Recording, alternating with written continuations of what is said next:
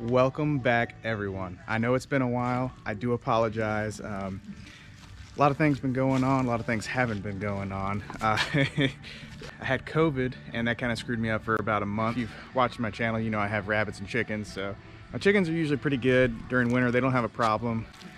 But my rabbits, I was concerned about. I added a tarp around 3 sides, and then what I did was I used actual clear shower curtain across the front so that they would get some of that convection from the sun in the mornings to heat up the space, and so that they could see out, so they didn't feel like they were, you know, underground all the time. It's really working well, so check it out. I'll show you.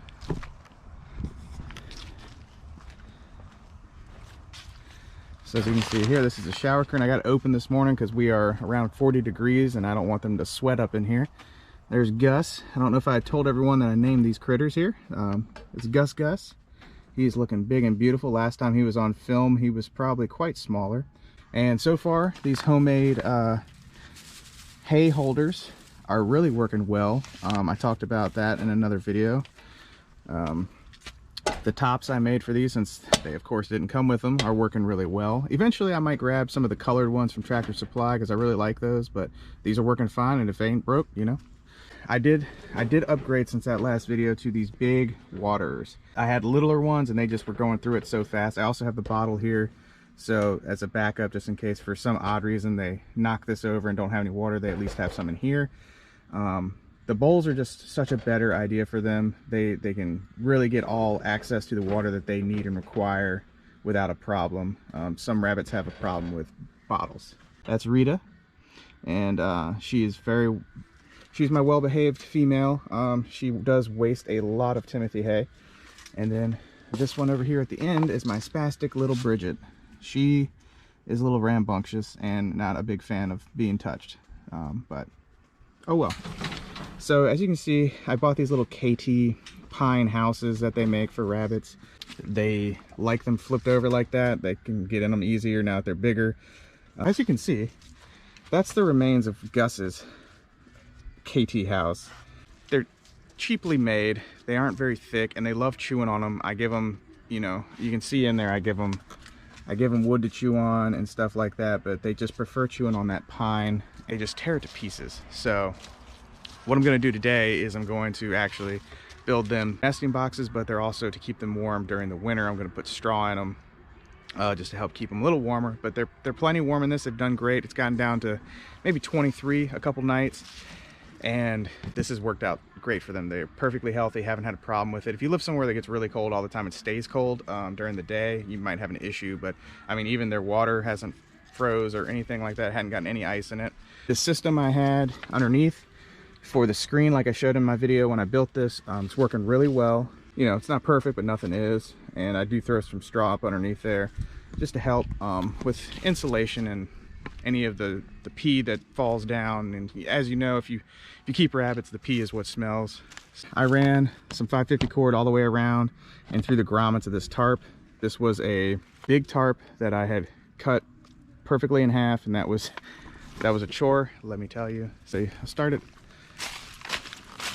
over here at this corner with a hook and put the corner of the tarp there, ran it through with some cordage all the way down the back, and that was half the tarp, and it came to an end here. And I did the same thing with this tarp to the hook with the cordage, and it ran and looped behind it, all strung together. And then the bottom, I'll just put bricks or whatever to hold it in place. I like having that removable so that it's easier to clean up, and if it's a warm day I can lift it up and vent it out a little bit, get some airflow going, because that's important. And I did the same thing down here on the bottom with the hooks to hold the bottom in place. And then I just shot a screw here for this one because I really just wanted this side to be, you know, not getting draft and it blowing all over the place. It's working really well. And I did the same thing for these shower curtains. I just ran cordage from this hook to the far end hook, and this just slides into place at night, and I lock it into place with some bricks and some big rocks and things like that. So real simple, real easy to do, really happy with it. Let me turn this music down. So the nesting box is some really nice pine, and it's thick. It's like 3/4 of an inch thick, and that's what I needed because they're going to be chewing on it, and that crappy little 1/4 inch stuff is not going to cut it. So I got the good stuff, and this was only 13 bucks for a 4-foot section of this stuff at Lowe's. And as you can see, I marked it out already. I don't know if you can see. So I use a triangle and the sharpest flathead I have to score my cut lines, because the metal will always make a perfectly straight mark. I like my lines to be what they should be. I did the sides at 16 inches long by 10 inches.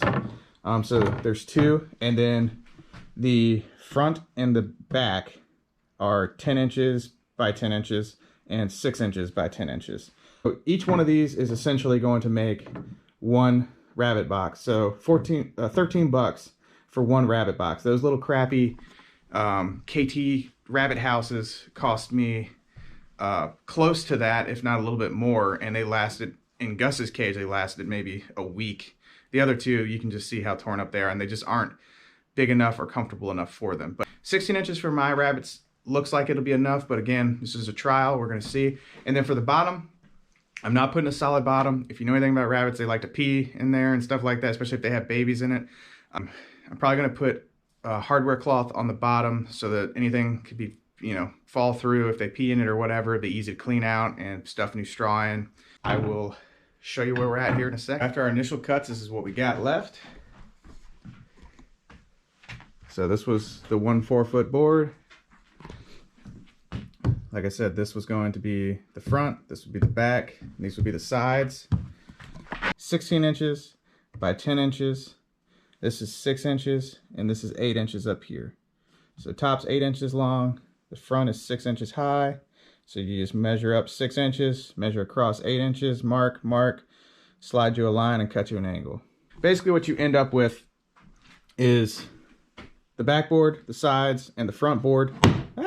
And so the true dimension of this is actually going to end up being, because you're going off, you know, it's a 1 by 10 by 4, but it's actually, I don't know if you can see that very well, but it's actually like 9 1/4 inches is what the width of that board really is. So you end up with 9 1/4 inches. So the inside ends up being around 7 3/4 of an inch for the inside of this box.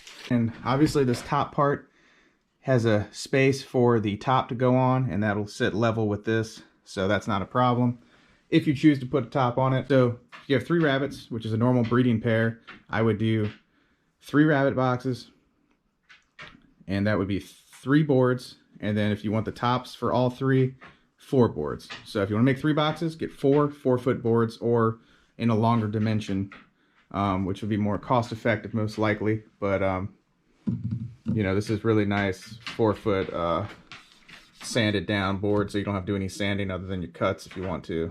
It's really nice. Plus your rabbit's going to chew it and sand it all down for you, so it doesn't really matter. I decided I'd rather have more width than length on these. So what I'm going to do, instead of, let me set it back up, instead of this, which is fine, but I think this is better, more room to turn around, get comfortable. And if we use these for when the babies come for a nesting box, you know, it just a little bit more width to get worked around there and have the babies feed and stuff. I think this will be better than that. So that's what we're going to go with for now. Because I'm making them wider like this, there's this weird little angle here. So if I put a top on it, it's going to have that weird little notch. I don't really like that, so I'm probably just going to hack off this 1/2 inch or 3/4, whatever we got left here, off these backboards, and then I just one flush top on it. So I think that'll be best. Either one seems fine, but I think the wider option would be the best option. Let's say you're building 3 of these, you want tops for all of them, hardware cloth on the bottom, and you're using screws. A total cost estimate would be somewhere around 40-50 bucks. So I mean, for each one you're spending maybe $15 to $20, probably closer to 20 per box. and you just can't buy a decently built box that's going to last this long for $20 to $25. I mean, you just can't.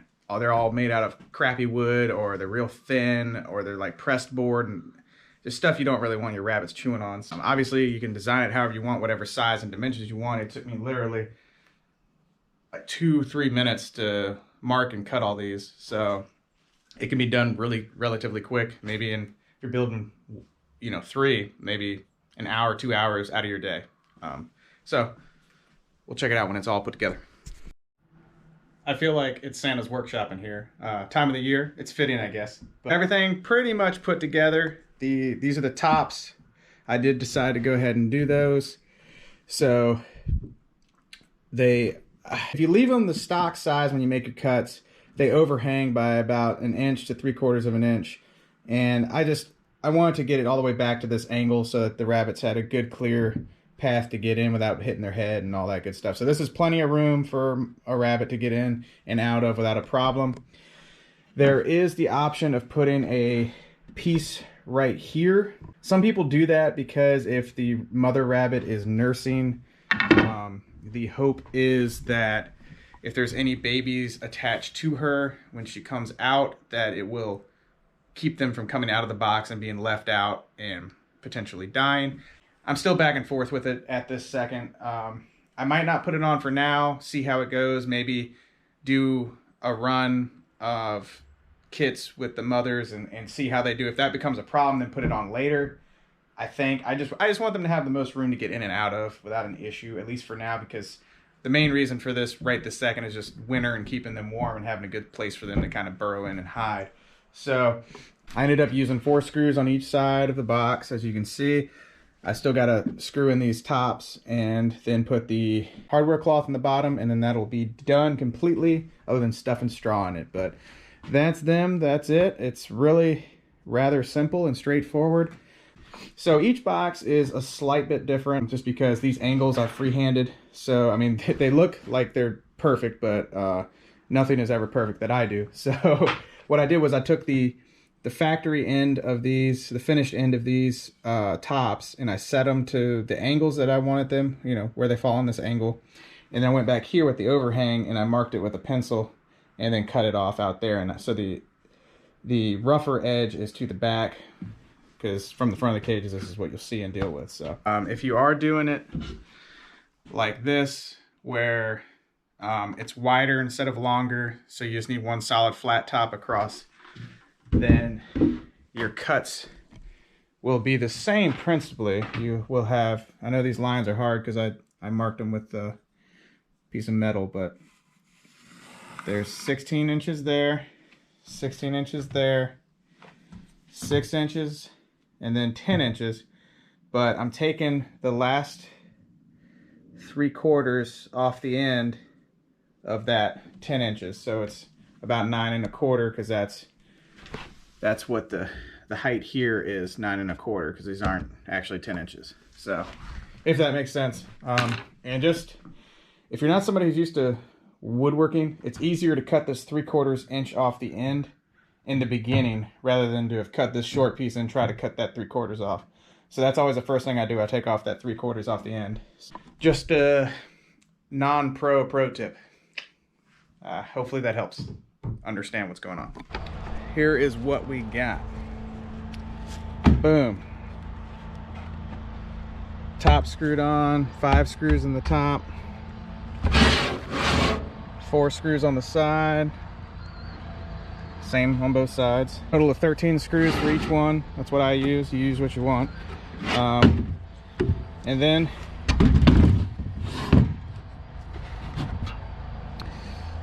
here we have the hardware cloth and the staples. These are T50 staples. They're heavy duty stainless steel staples. I went through and nipped off the edges of the hardware cloth so that none stuck out past this wood, so it didn't cut my rabbits. And that's it. It is sturdy. It took 22 staples in each one, because I did it each one exactly the same pattern. Boom. There you have it. So now all I gotta do is stuff straw in them and give them to my children. All right, these are the staples. These are the T50 staples, 5/16 inch, and they comes in 1,000 of them. They're stainless steel, like I said, and I think they were like, I don't know, eight bucks. And this is a staple gun, 4 T50s. These are like 20 bucks, so not bad at all. Well, they're curious about it. Haven't quite figured out its purpose yet. Gus climbed in there a few minutes ago, but he got back out. I have a feeling they'll figure it out. So, finished product. Bridget's. Oh, Rita's in hers. There we go. Rita, don't eat that. That's not Timothy hay. It's straw. Weirdo. You're doing right, aren't you, Gus? You're eating the Timothy hay. Yeah. That's a good boy, Gus. Yes, that's good. Good, Gus. You was that a ticklish spot? I'm sorry. I didn't mean to tickle you. Yes. Alright, well, I hope you enjoy your new bed. Rita's gonna make a mess. Don't you throw that stuff out, and don't eat it all. So that's it. I hope you enjoyed this video and it gave you some ideas, some things to think about. Again, sorry it's been so long since I've done one. I'm sure you can understand, things happen.